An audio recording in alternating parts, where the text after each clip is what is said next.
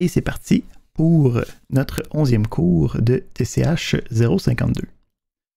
Donc aujourd'hui, on fait un dernier tour de différentes commandes qui vont nous être utiles sur les systèmes Unix et Linux.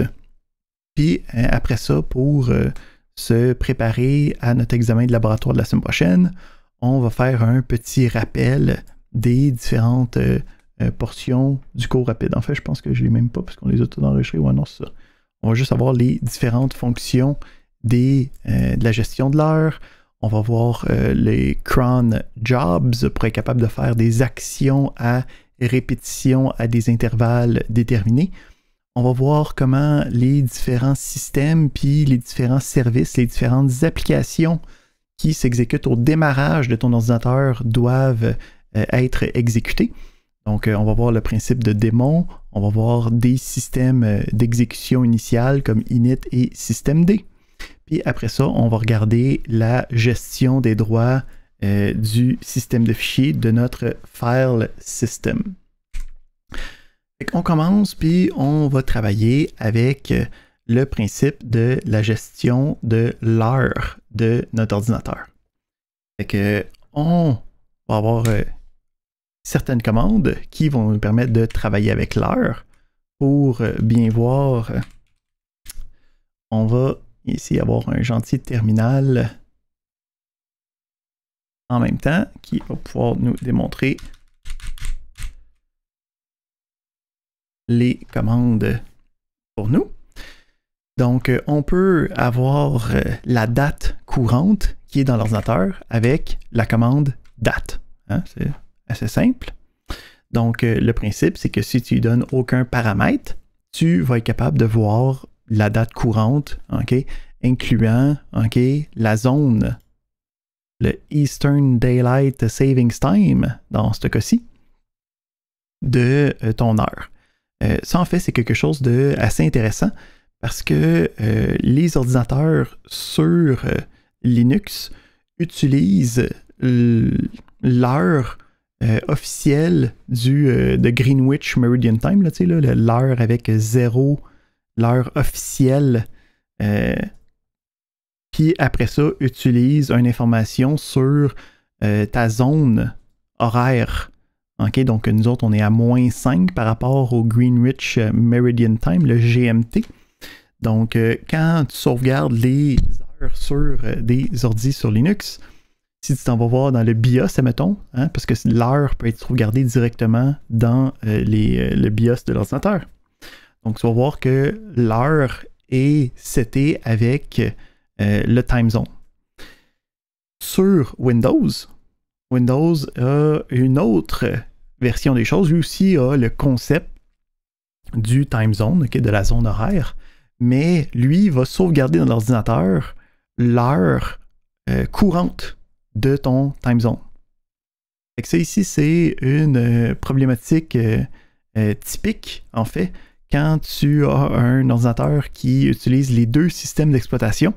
Ben, quand tu switches d'un à l'autre, si tu n'es pas dans le time zone de +0 à Greenwich, là, ce qui est la majorité du monde sur cette planète, tu vas avoir un décalage entre les deux. Avant qu'ils se réajustent, on va voir tantôt qu'on se réajuste avec le protocole NTP. Là. Mais le principe, c'est que s'ils utilisent juste l'horloge de l'ordinateur, les deux systèmes ont une manière différente de présenter le temps. Fait que ça fait en sorte que ça nous donne des incongruités. Fait que nous, on a le date, on est capable de le voir fonctionner.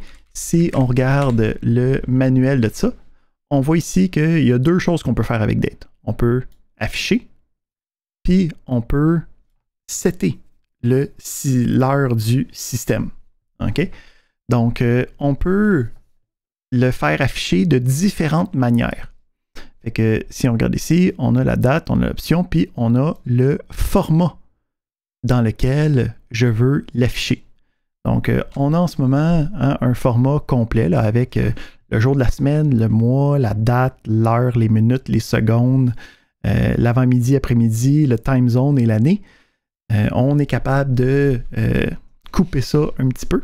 Donc, si on a un exemple, je peux changer le format où j'utilise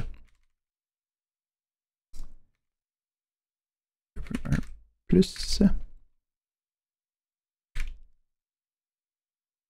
Donc ici, je suis en train de refaire l'exemple. Pourcentage S. Donc ici, attends, on va le mettre un petit peu plus gros. Bien voir. Donc, je peux modifier le format que je veux avoir pour être capable de juste représenter la partie qui m'intéresse. OK? Puis là, si je veux savoir comment ça marche le format, ben, ça va être dans le manuel.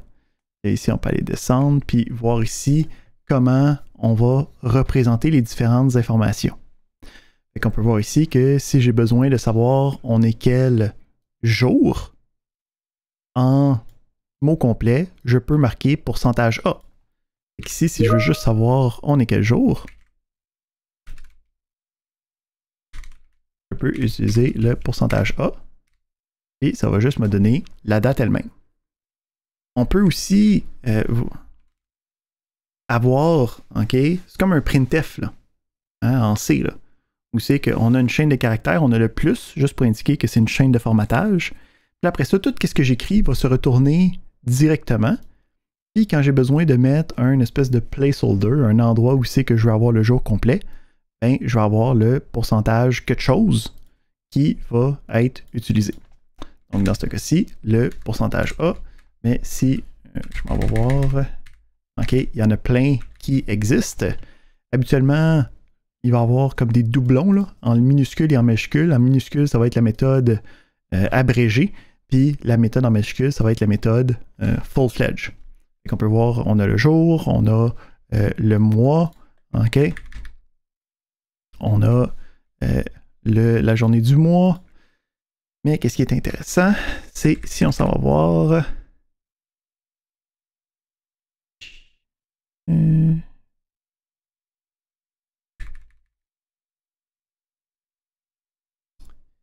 Ici, on a le mois, on a les minutes, on a un saut de ligne, on peut même avoir les nanosecondes de l'ordinateur au besoin. On peut avoir les secondes depuis 1970, le 1er janvier. Donc ça ici, c'est un autre élément intéressant. Donc, quand on regarde le temps sur Linux, le temps sur Linux est sauvegardé dans une espèce de variable globale dans le système d'exploitation. Puis le temps est sauvegardé depuis cette date-là. Okay? Donc c'est un nombre positif qui augmente au fur et à mesure. Puis on a un certain nombre de secondes depuis le 1er janvier 1970 qui augmente. Fait que, ici, il y a un autre problème intéressant. Okay? Donc, quand on parle de date, c'est un paquet de problèmes intéressants qui vont arriver. Donc, on a le nombre de secondes, c'est sauvegardé dans une variable. Hein? Puis, quand on parle de variable, on est conscient que ça doit être à l'intérieur d'un type de données. Et on a des integers, on a des doubles, et ainsi de suite. On vient du C, on sait qu'on a des unsigned integers qui me permettent d'avoir des valeurs positives. Puis on sait que dépendamment du nombre de bits utilisés, tu as une certaine taille pour être capable de travailler avec. Ben, la problématique ici, c'est que ça compte les secondes depuis le 1er janvier 1970. Qu'est-ce qui arrive quand tous tes bits sont rendus à 1 puis que tu n'as plus de place dans l'élément? Donc, c'est un problème qui est nommé parce que on a calculé ça, puis ça arrive. Montrer ça. Hop là. On va agrandir ça aussi. Fait que le 19 janvier 2038, à 3h14, on va casser les choses, puis on va tomber à comme le nombre négatif de notre entier de 32 bits. Fait que si vous étiez conscient, ok, il y a eu ce même genre de problématique-là dans la fin des années 90 avec le bug de l'an 2000. Okay, donc le principe, c'est que la majorité des systèmes faisaient juste sauvegarder les 2 derniers chiffres de l'année. Hein, parce que qui c'est qui pouvait penser qu'un logiciel pouvait travailler plus que 5-10 ans? Donc, le principe, c'est que tu étais à 97, 98, 99, puis ben, quand tu overflowais, ben, tu retombes à 0. Fait que tu retombais en 1900, puis là, il y a plusieurs systèmes qui gèrent les dates qui devenaient problématiques. Donc, il y a eu tout un brouhaha autour de ça. Il y a eu beaucoup d'ingénieurs qui ont été payés très cher pour s'assurer que tous les systèmes en place ont fait bien leur job. Puis, il y a eu beaucoup d'argent qui a été déversé, puis on a évité des crises. Okay? Il n'y a pas rien qui a complètement explosé. Okay? Il y a eu 1 ou 2 nouvelles que il y a quelqu'un au Blockbuster qui avait loué quelque chose le 26 décembre 1999, puis que quand il a été porté le vidéo, il disait qu'il y avait un retard de comme 300 ans, puis qu'il fallait qu'il paye genre 18 000 $. Mais comme, à part quelques histoires comme ça, là, on a évité l'apocalypse. Fait que on va avoir le même genre de problème en 2038, ok?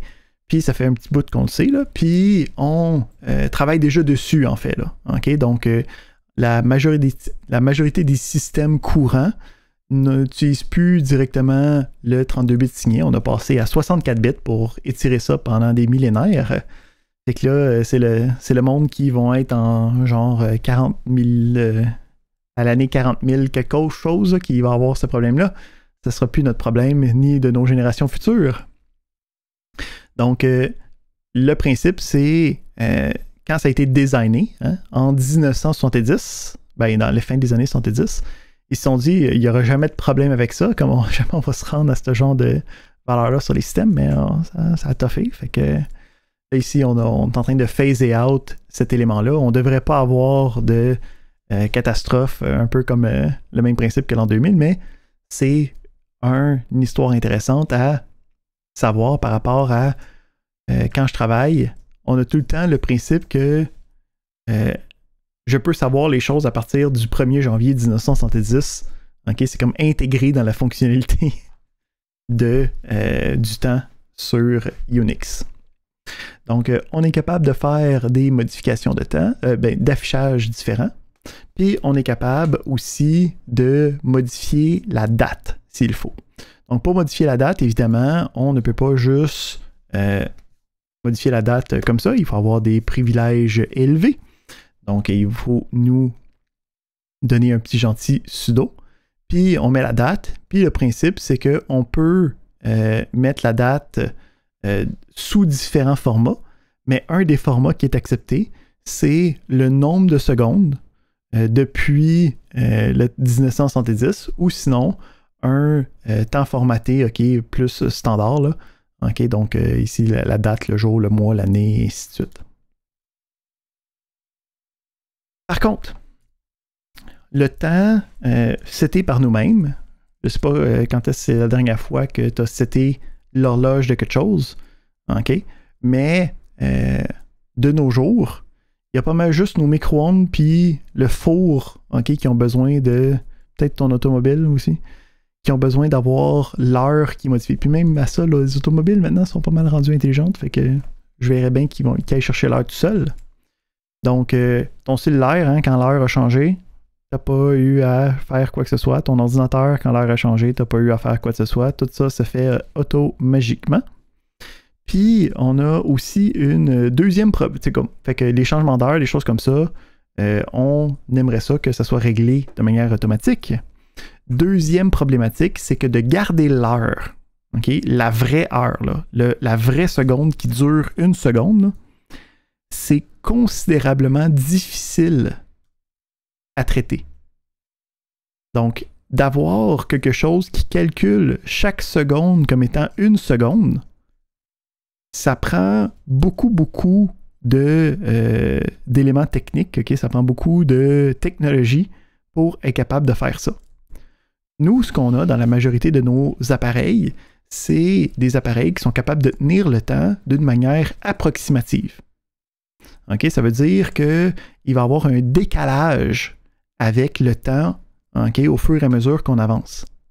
C'est pour ça que quand tu t'en vas voir sur des différents appareils où le temps n'est pas vraiment une problématique, là, justement quand je parle du micro-ondes, si tu regardes le micro-ondes, si tu le laisses aller pendant un an, ça se peut très bien qu'il soit décalé de quelques minutes, okay, après un certain temps. Pourquoi? C'est parce que son horloge interne, okay, la manière que lui, il garde le temps, c'est pas quelque chose qui est fait pour être précis. Parce que pour être précis, ça coûte cher. Fait que c'est semi-correct, puis t'espères pas trop être en retard en regardant ton micro-ondes puis en pensant que t'es à l'heure.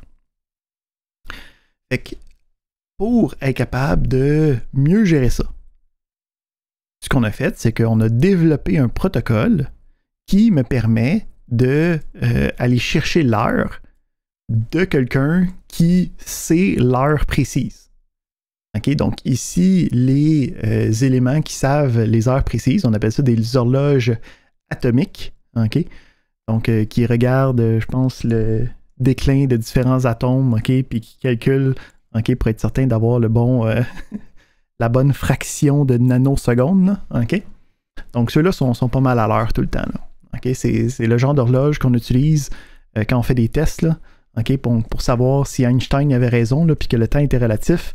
On a pris une de ces genres d'horloges-là, on l'a mis sur Terre, on a pris la même horloge, on l'a mis dans une fusée, puis la fusée a fait le tour de la Terre pendant, je pense, quelque chose comme 90 jours, puis là, ils sont venus, puis ils ont fait « Oh shit!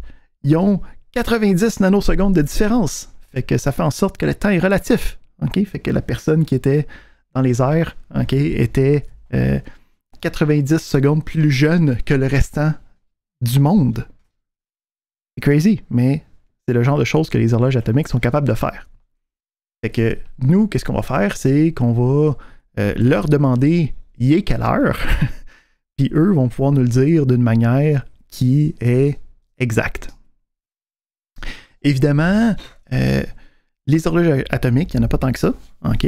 Puis on ne peut pas avoir ça comme étant un point central auquel tout le monde se connecte, hein? Parce que si tu y penses, si tous les téléphones, si tous les ordinateurs, ok, les milliards de différents appareils essayaient de se connecter tout en même temps à un seul endroit, réseautiquement parlant, ça ne marcherait pas.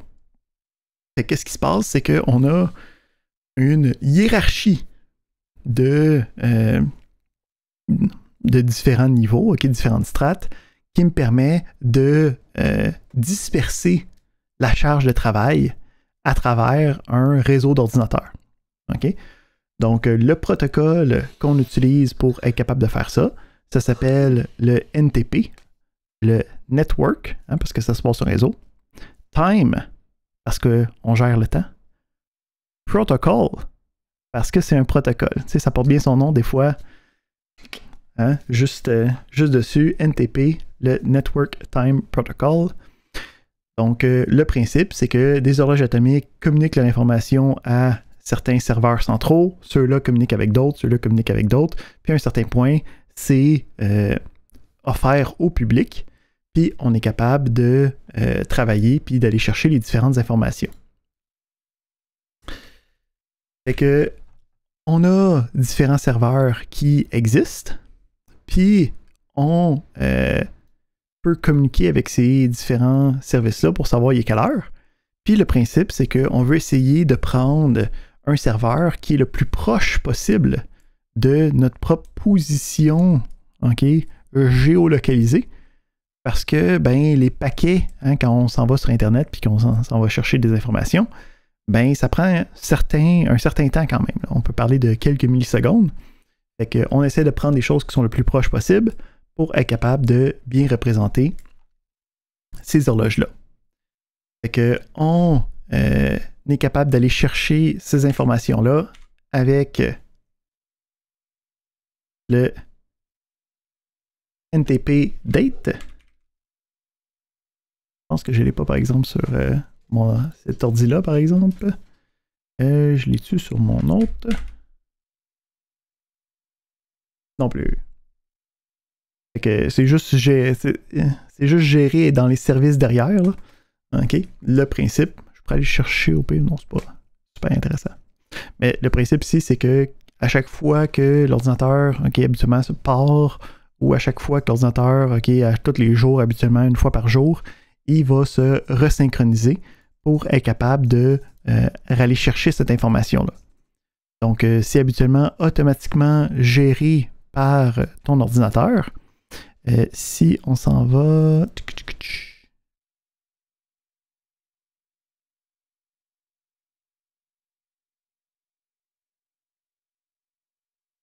Si, mettons, je vous donne un autre exemple. Et on va regarder sur Windows. Si tu t'en vas dans tes Date and Time Settings, hein, ben, tu peux aller voir que automatiquement, OK, le temps est seté pour toi. Puis, non seulement ça, il y a l'offre ici de où tu veux synchroniser ton temps. Puis, tu peux choisir différents serveurs. Donc, Microsoft en offre un, là, qui est à time.windows.com. Fait qu'automatiquement, lui, une fois de temps en temps, il va aller se synchroniser avec ce temps-là pour être capable d'avoir un temps qui ne dérive pas trop. Hein? Parce qu'encore une fois, le principe, c'est que quand tu es sur un ordinateur quelconque ou n'importe quel appareil, le temps, l'horloge qui est utilisée à l'intérieur n'est pas parfaite. Fait qu'il va y avoir un drift qui va s'accumuler avec le temps. On continue dans nos différentes commandes de temps. On a la commande at. Oh, tout de suite ça. On veut revenir. La commande at.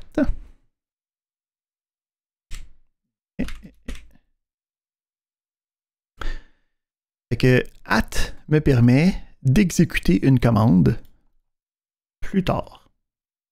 Donc, le principe de at, c'est que tu vas pouvoir rentrer l'heure, la date, le moment auquel tu veux qu'une commande s'exécute. Puis, une fois que tu rentres ton premier élément, ça va te donner un environnement interactif où c'est que tu vas pouvoir exécuter différentes commandes. Puis, à ce moment-là, dans le moment déterminé, ça va passer cette commande-là à ce moment-là.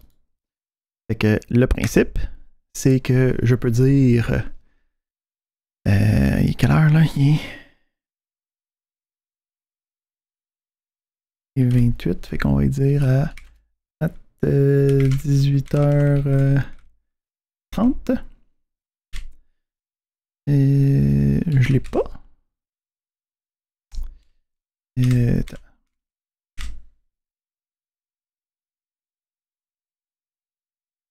On va l'installer au pire. Il devrait être pas dans mon... Ah, lui là, on va le faire sur mon ordinateur. On va mettre un petit peu plus grand.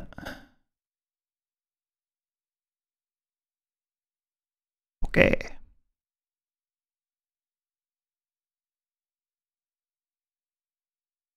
Oui.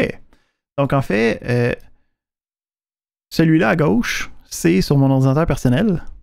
Puis celui-là à droite, je me connecte sur mon serveur qui roule Linux. Fait que celui-là, c'est une version de Linux pour serveur, par exemple. Fait qu'il n'y a comme pas les outils que tu voudrais possiblement avoir en tant qu'utilisateur. Puis ça ici, c'est mon environnement de macOS. Donc, si on regarde ici, si je fais un petit uname-a hein, pour savoir c'est quoi les noms des éléments. Donc, je peux voir ici que je suis en train de rouler Arch Linux, okay, sur le kernel habituellement 5. Quelque chose. Là. Je l'ai juste pas au complet. 5.11. Et ici, on a le kernel Darwin qui roule sur macOS sur mon MacBook en ce moment. Donc, celui-là ici, c'est la version Unix qui est basée sur BSD. Et celui-là, c'est Linux. Fait que les deux ont comme une diversité. Fait que, dépendamment des fois, sur mon serveur, il n'y a pas toutes les commandes installées. parce que c'est une distribution de serveur. Est-ce que ça répond à ta question?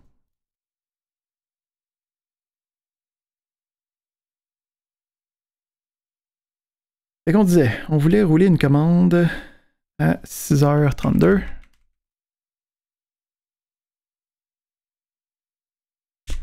Et ça me donne un environnement qui me demande de rentrer des commandes. Fait que je peux faire, mettons, make dir megatest. OK. Puis une fois que j'ai terminé, je peux envoyer un système de contrôle avec l'option contrôle D sur mon ordinateur. Donc le contrôle D.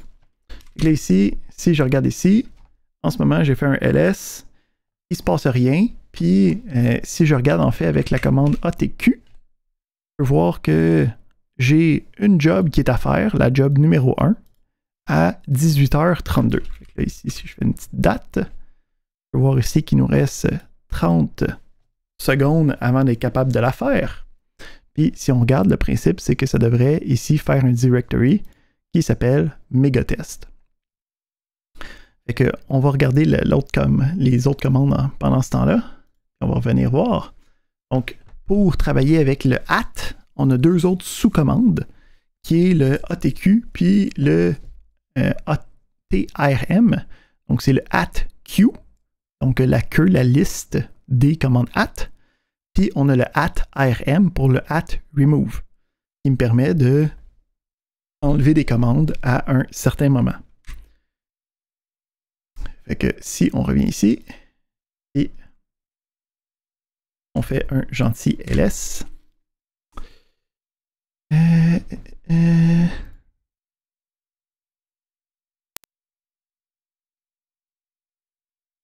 Ici, en fait, je sais pas s'il l'a fait, par exemple.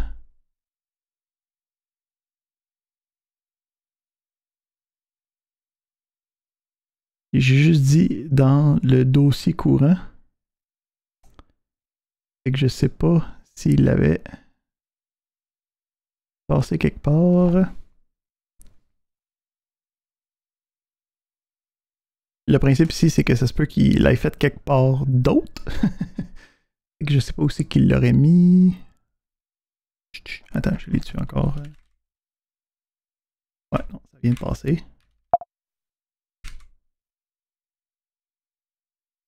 Ici, ça s'est fait.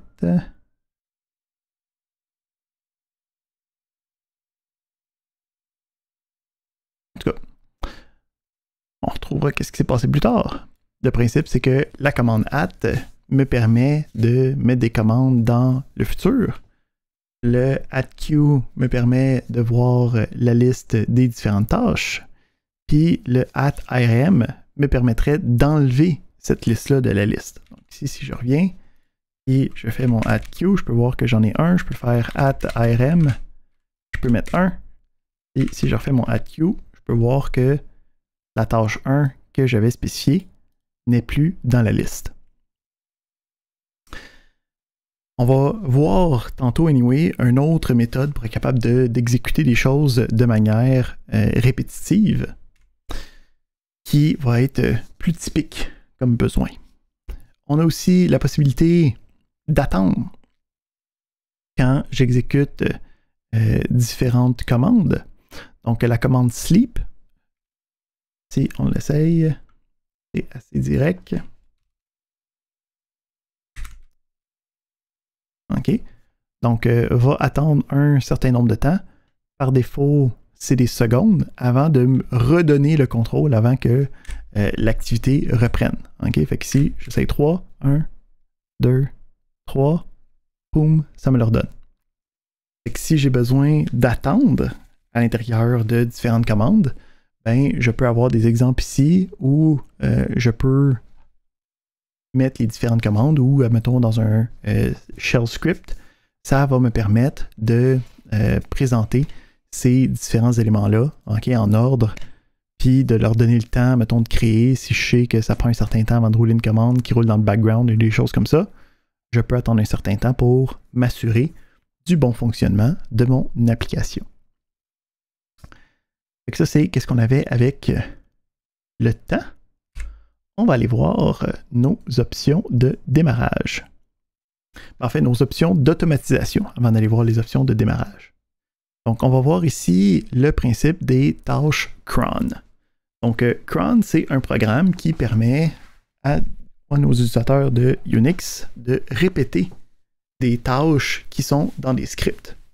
Fait que tu peux setter, je joue un peu. Ici, on va remettre ça pour voir le texte. Donc, le principe de cron, c'est un logiciel qui permet de prendre des scripts et de dire le script, je veux le rouler à tous les jours. Je veux le rouler à toutes les 10 minutes. Je veux le rouler une fois par 3 ans. Donc, on est capable de présenter ces informations-là avec un fichier qui permet d'avoir toutes ces informations-là à un seul endroit.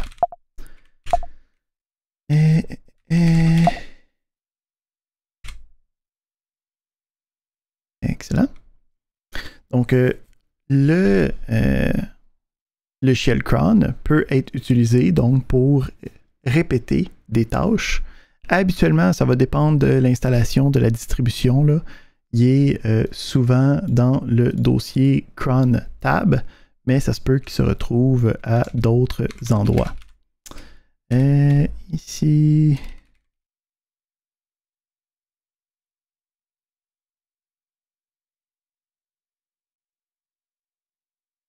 quelque chose...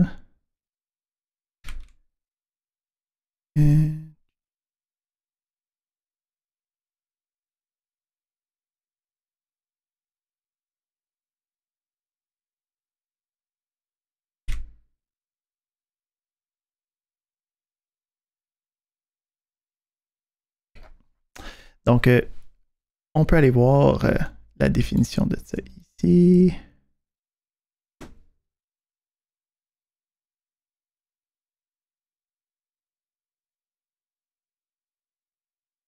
Donc, le cron tab peut être à différents endroits, peut être un fichier qui est géré par l'utilisateur aussi. OK?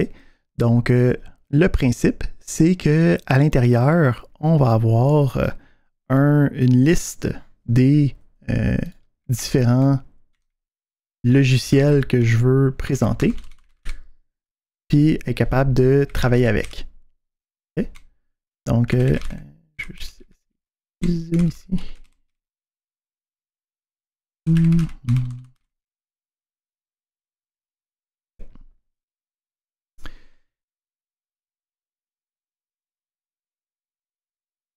Donc, comment est-ce que ça va fonctionner? À l'intérieur de la table, il va y avoir un paquet de...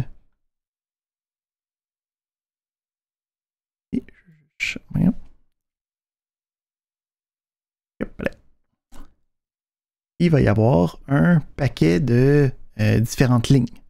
Donc, le principe ici, c'est que c'est cette ligne-là ici là, qui va être présentée. Donc, cette ligne-là va avoir les différentes informations qu'on a besoin pour l'utilisation de notre programme. C'est toujours un paquet de chiffres ou d'étoiles qui indiquent qu'est-ce que je suis en train d'essayer de faire. Puis après ça, 2 informations sur c'est qui l'utilisateur, puis c'est quoi le script que je veux utiliser. Donc, les premiers chiffres, ça indique à quel niveau de répétition tu veux le faire. Donc, le principe, c'est qu'on va avoir les minutes. Le premier chiffre, c'est les minutes, l'heure, le jour, le mois, le jour de la semaine qui va être utilisé dans mes éléments.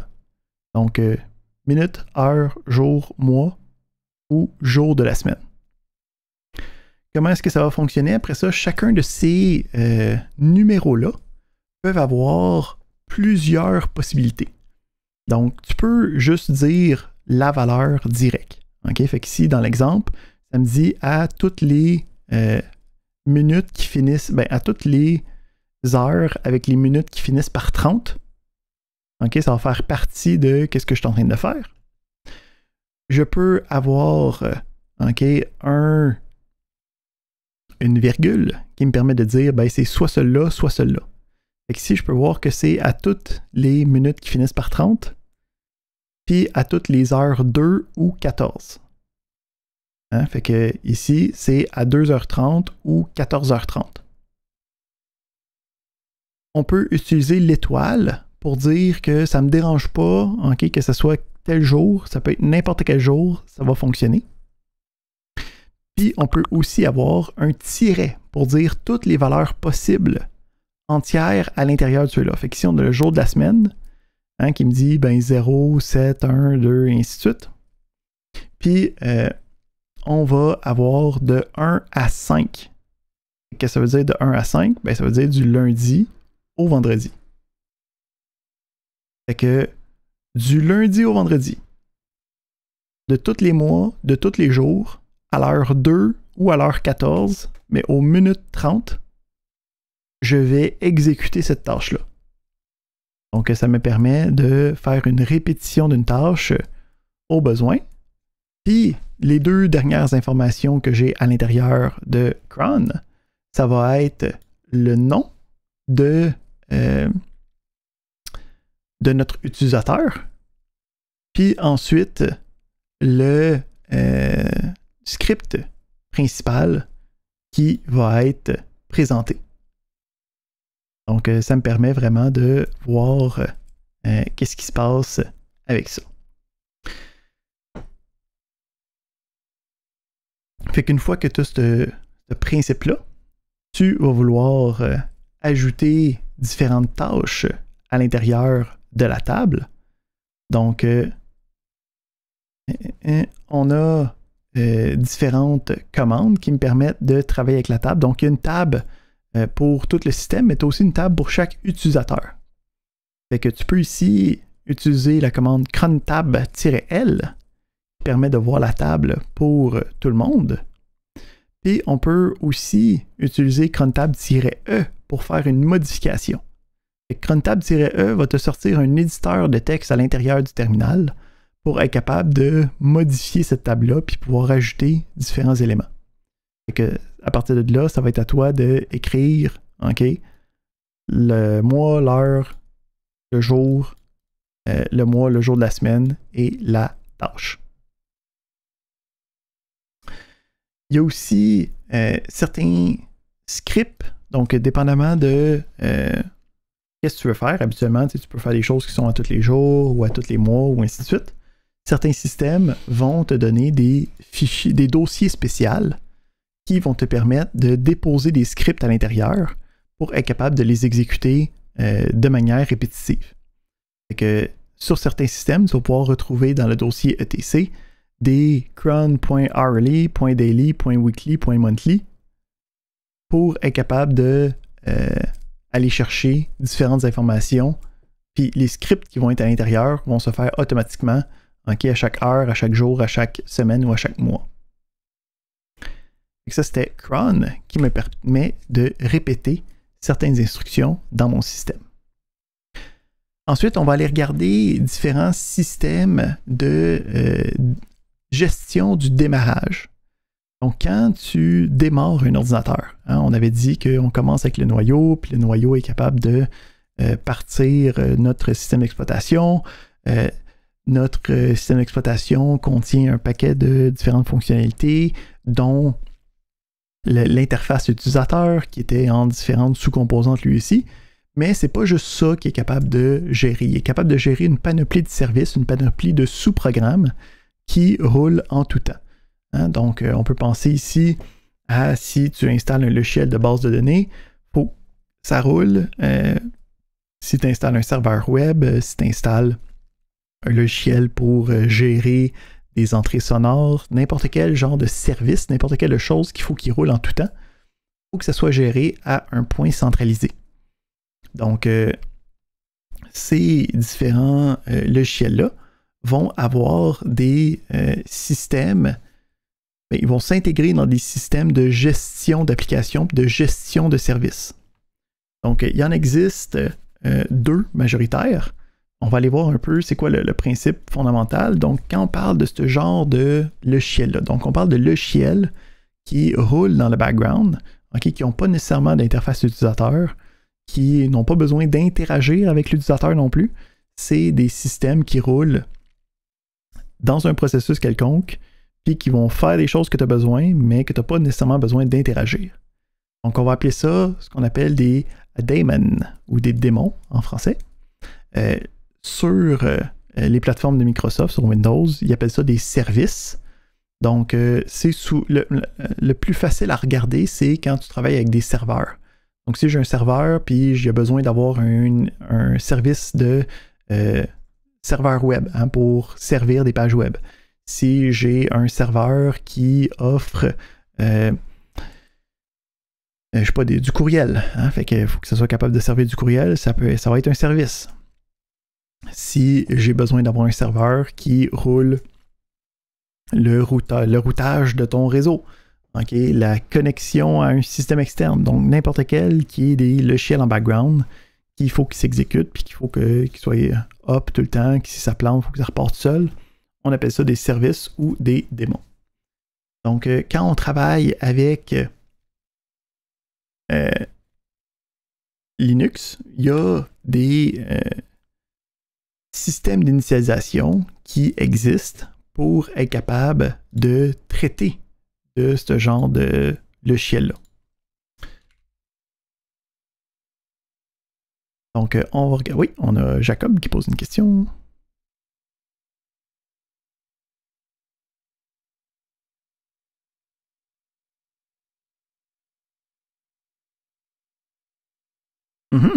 Donc, ici, sur Windows, tu peux le faire. Je vais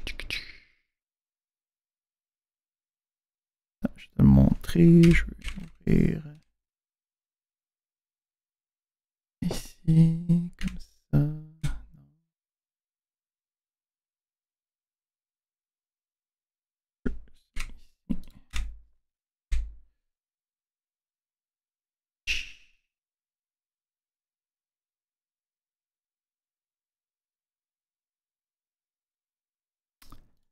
Ouais, c'est vrai.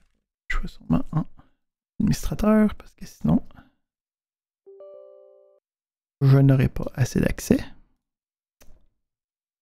Non, même pas. Ah oui, c'est là.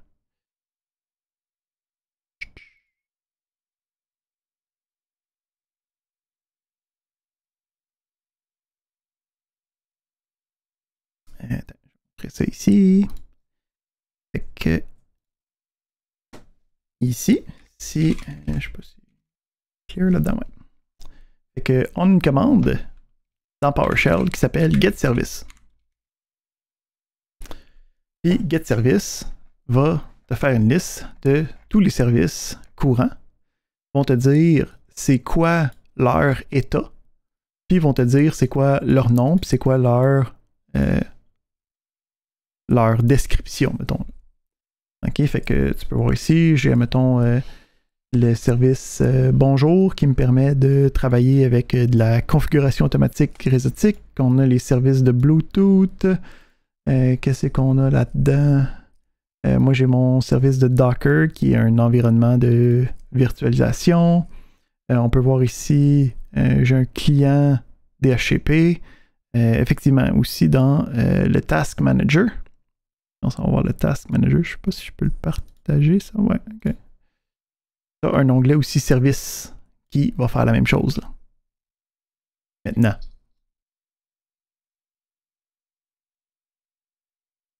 Ben, c'est tous des logiciels qui doivent rouler dans le background pour te donner des fonctionnalités, puis qu'il n'y a pas nécessairement d'interface utilisateur attachée après, puis qu'il faut qu'ils partent automatiquement avec le système à chaque fois. Tu sais. Comme, je vais être capable de me connecter par DHCP puis d'avoir une adresse IP à chaque fois que je me connecte sur mon ordinateur, là, à chaque fois que mon ordinateur ouvre. Je vais être capable d'avoir un DNS qui fonctionne. Tu sais, c'est des éléments fondamentaux à l'utilisation de mon ordinateur. Mais il n'y a pas d'interface qui vient avec ça. Il faut juste que n'importe qui soit capable de l'utiliser à n'importe quel moment. Fait que c'est toutes ces service-là qu'on a besoin.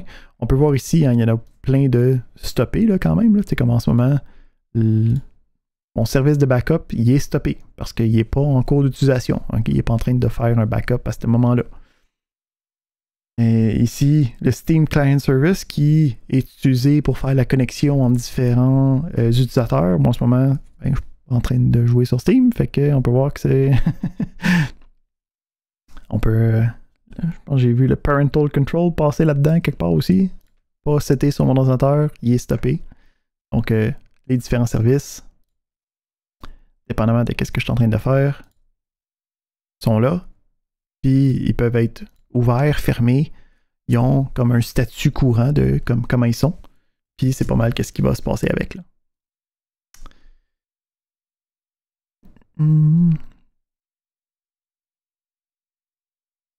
Excellent. Donc, il existe deux gros systèmes d'initialisation. Donc, on va regarder les deux. Un qui est un petit peu plus ancien, puis un qui est la version comme courante. Juste pour voir qu'est-ce qui se passe avec. Initialement, on avait un système d'init, okay, qui portait bien son nom. Hein, ça porte... c'est pour l'initialisation de notre ordinateur. Puis le principe, c'est ça se retrouvait dans notre dossier SBIN. Puis lui, il y avait un fichier initial, okay, qui me permettait de savoir c'était quoi les configurations qu'on avait besoin.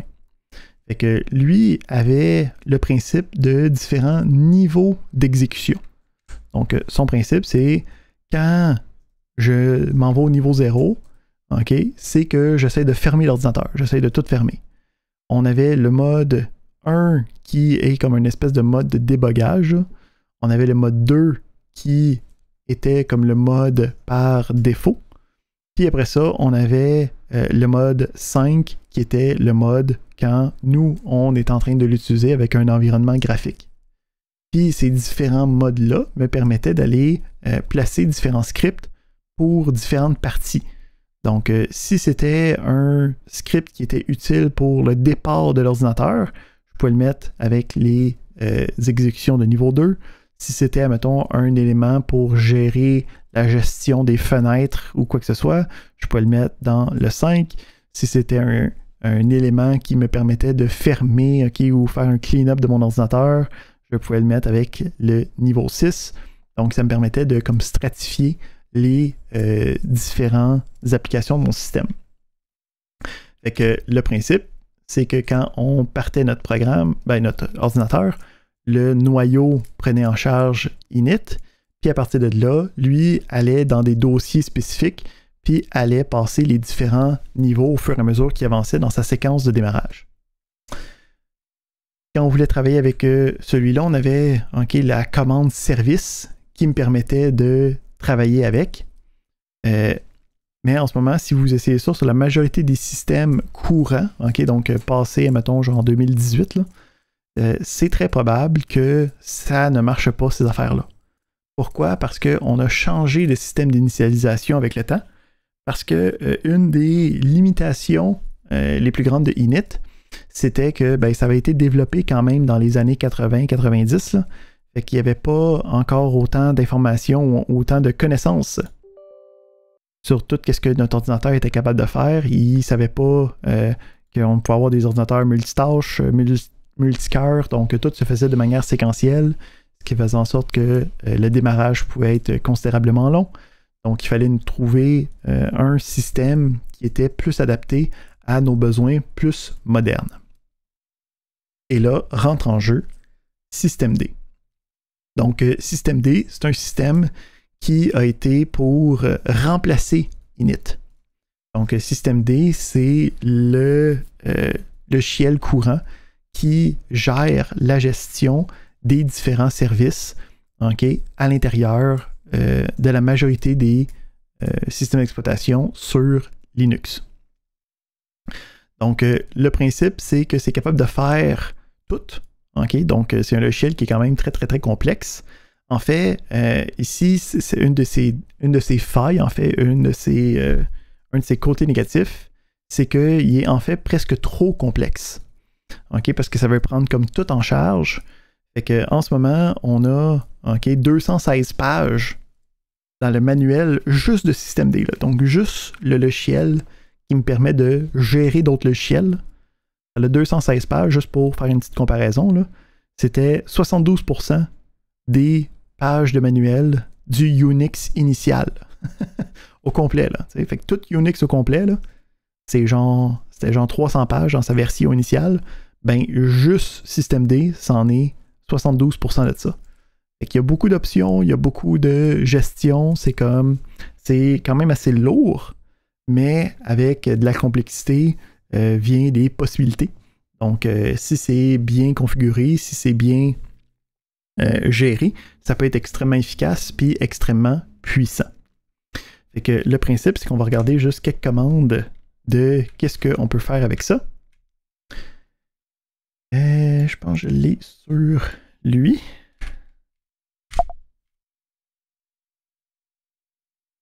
Faudrait que...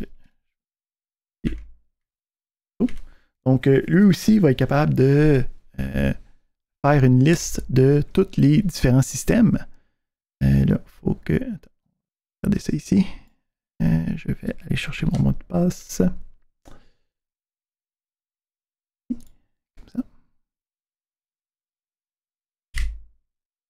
Fait que, même principe que dans l'autre, on a un paquet de différents services, OK, qui ont tous des noms, qui ont toutes des informations qui viennent avec. Donc, attends, on va essayer de mettre ça plus large. Je ne sais même pas si on va se rendre avec plus d'informations. Fait que ça me dit ici les différents statuts de chacun. Ça me dit où c'est qui est géré. Ça me dit le nom du service. Donc, si on descend, on peut voir si on s'en va voir, bon, je peux voir ici, j'ai mis affaire de Docker. On peut voir ici, bon, j'ai mon service de Docker qui est ici. J'ai mon service de firewall qui est en action. Qu'est-ce qu'il y a d'autre qu'on peut bien voir? Mon service de SSH. OK, donc le SSHD pour Daemon. Ça, c'est ça qui me permet de me connecter à distance. Donc, on peut voir ici qu'on a un paquet de différents services. OK, l'encryption à l'intérieur de mon système qui se fait automatiquement. On peut voir ici le time sync, donc qui me permet de gérer justement avec le NTP l'horloge de mon ordinateur. Donc, tout passe à travers de système D. Puis, à partir de là, je peux aller en chercher un. Mettons que je prends le sshd.service. Je peux aller voir son statut.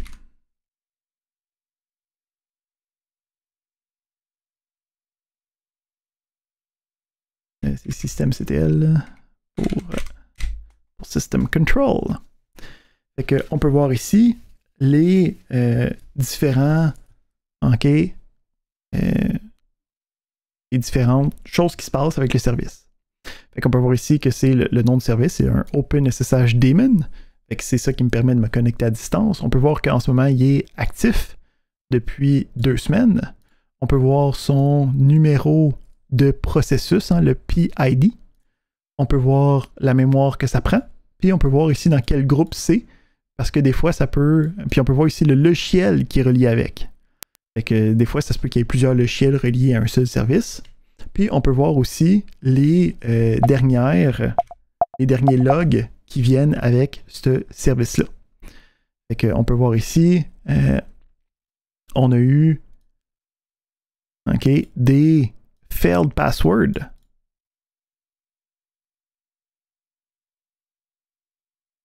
Fait qu'on peut voir ici qu'il y a du monde qui essaie de se connecter à ma machine de l'extérieur, puis qu'ils ne réussissent pas parce qu'ils n'ont pas mon mot de passe. Ouh!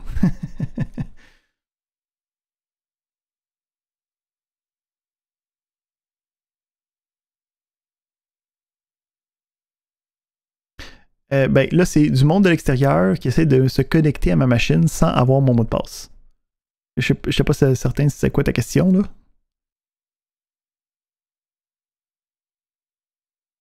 Ben non, c'est ça.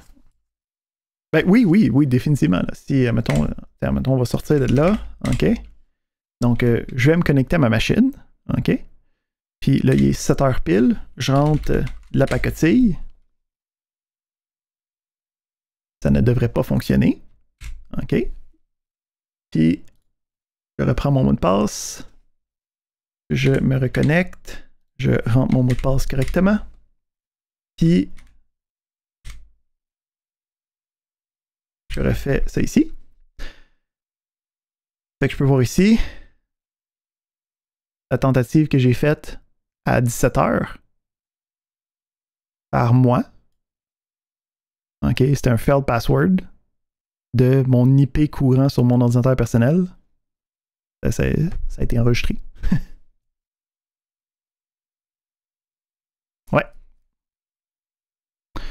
Puis là, ici, là, on commence à rentrer dans des du blabla de sécurité. Là. Parce que si, admettons, je voudrais être plus sécuritaire, c'est comme là, je peux laisser n'importe qui essayer de se connecter. On peut voir ici, on a le Accepted Password qui a été fait.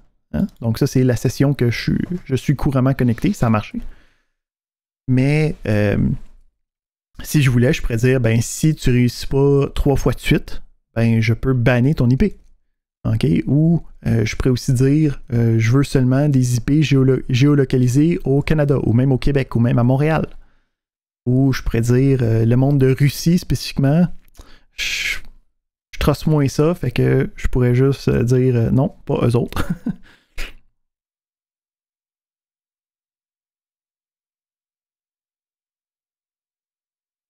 Mm-hmm.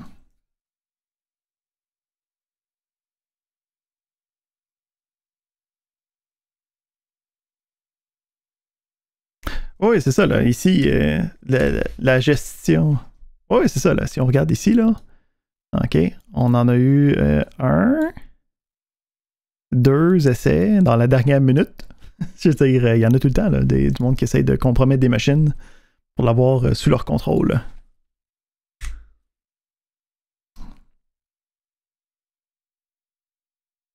Si on regarde, tu vois, en plus, ça l'essaye du même port, là. On va regarder.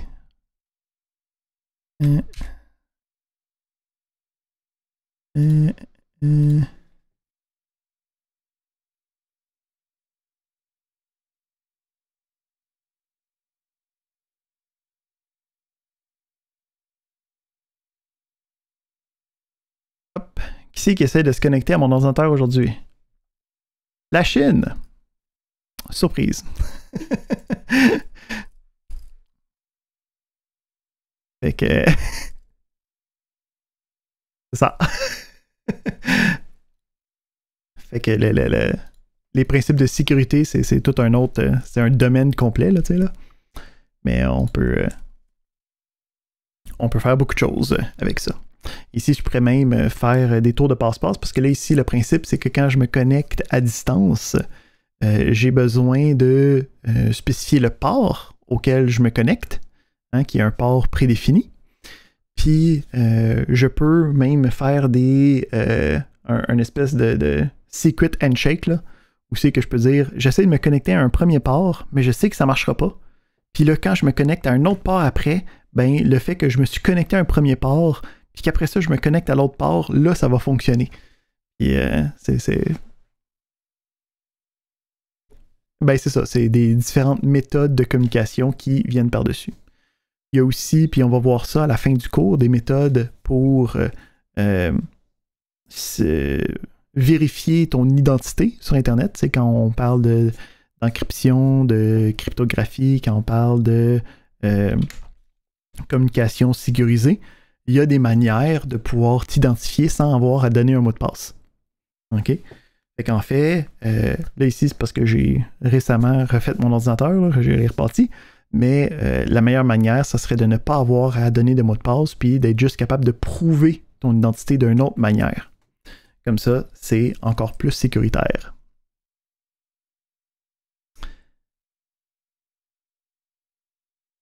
Alright. Wow. Je ne voulais pas fermer la diapo. Je voulais reprendre ma petite fenêtre.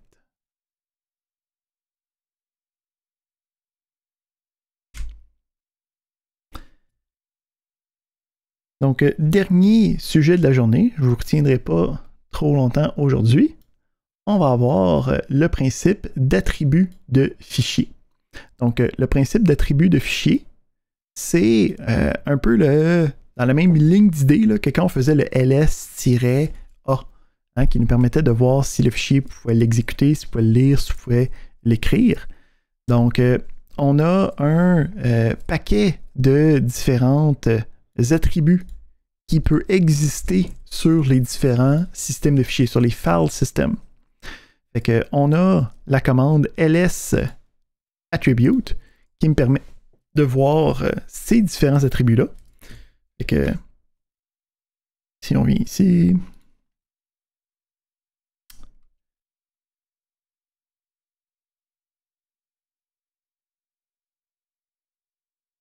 ici j'ai pas d'attribut spécial là, mais donc, je peux utiliser la commande ls-attribut sur un dossier quelconque, puis là, lui, il va aller dans le dossier, chacun des fichiers, et il va être capable de me dire qu'est-ce qui se passe avec ces fichiers-là. Ou sinon, si je fais la même chose, juste sur un fichier direct, OK, ça va pouvoir me dire une série d'attributs possibles. Là, la question, c'est quoi les différents attributs?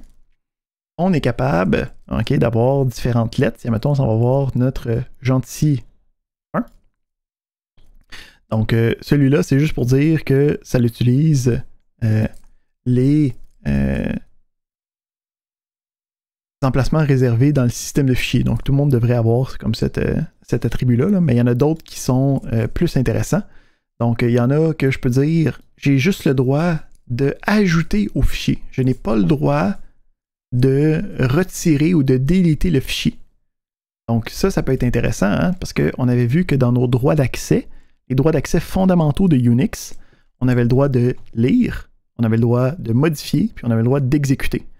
Mais si j'ai besoin d'être plus granuleux que ça, là, de dire j'ai juste le droit d'ajouter au fichier, ben on a dans les différents systèmes de fichiers, dans les différents file systems qui viennent avec Linux, d'autres options. Donc, je peux avoir le append only. Je peux voir ici que ça a été compressé. Donc, si, là, il faut faire une distinction avec ce qu'on a vu dans le cours.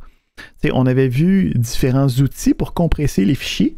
Ben, on est rendu que le noyau lui-même, okay, le kernel, va être capable de faire de la compression automatique pour être capable d'essayer de te sauvegarder le plus d'espace possible.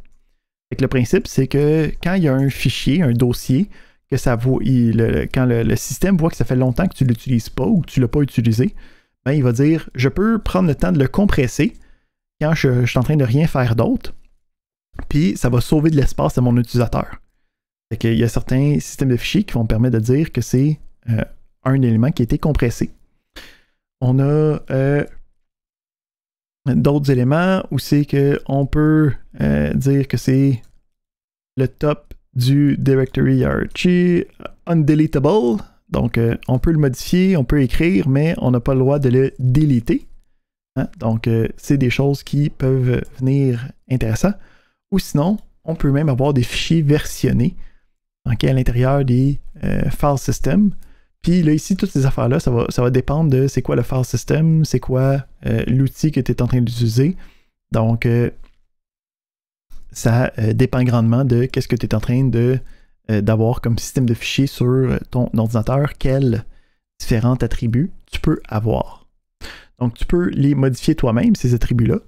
Donc, on a la commande change attribute, hein, CHATTR, mais habituellement, ça va être le LSATTR. La majorité du temps, c'est le système d'exploitation, le file system qui va décider on veut changer les attributs courants. Fait que c'est ça qu'on avait à se dire pour aujourd'hui. On a un dernier point important à mentionner. Donc, l'examen de laboratoire. Donc, ça va être au prochain laboratoire. Nous autres, c'est mardi prochain. Vous allez avoir 2 heures pour le faire. Donc, le principe, c'est que vous allez avoir comme le quiz, comme d'habitude. Puis, une fois que tu rentres dedans, tu as 2 heures pour le faire. On va avoir des scripts à écrire. Donc, on va vous donner certaines commandes. On va vous dire, je veux telle commande qui fait telle chose. Puis vous allez devoir écrire les scripts, puis remettre les scripts comme réponse aux différentes questions du mini-test.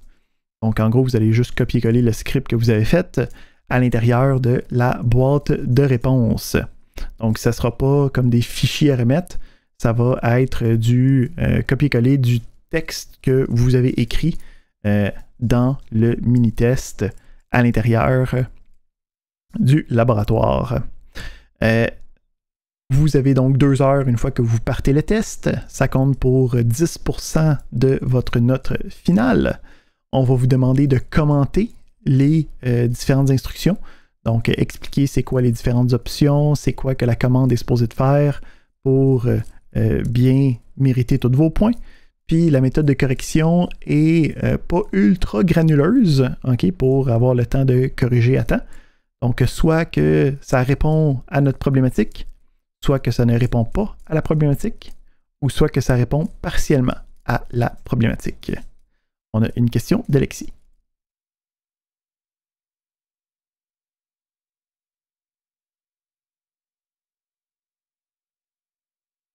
Exactement. Exactement. Donc ça, c'est le même principe du mini-test habituel. C'est juste que le mini-test, ça va être comme des questions à développement.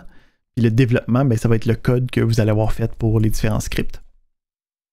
Fait que c'est comme d'habitude, tu peux comme le commencer quand tu veux dans le groupe A ou le groupe B. Super. Est-ce qu'on a d'autres questions par rapport à notre examen de laboratoire? Oui, Jean-Emmanuel. Commencez. Le monde qui lève leurs mains. Vas-y. T'es live.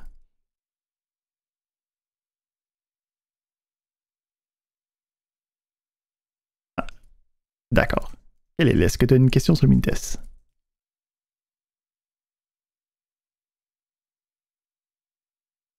Yes. Exact. Exactement.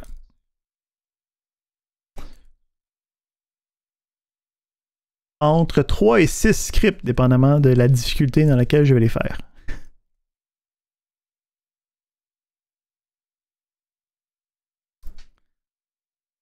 Excellent. Donc, vas-y, Jean-Emmanuel. Ouais.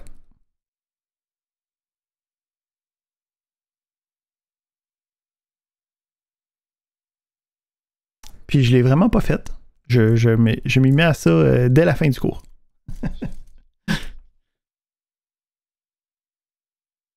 C'est mon erreur. Parfait. Donc, avec ça, on va profiter des dernières lueurs de la journée. C'était tout ce qu'on avait à voir pour cette semaine. Donc, nous, on se revoit. Ça va en fait clôturer notre partie sur Linux. Avec ça, on va pouvoir revenir puis voir sur sur Windows. Quand on veut créer des serveurs, quand on veut créer des services, comment est-ce que ça fonctionne? Qu'est-ce qu'on peut faire avec ces différents éléments-là dans les prochains cours?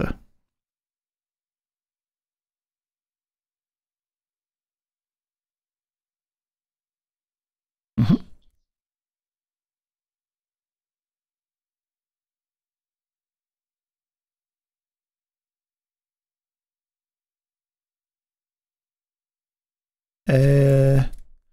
Entre le VDI, je ne crois pas. Ton meilleur choix, ça va être de genre t'envoyer un courriel avec le stock à l'intérieur. Ça va être la méthode la plus triviale.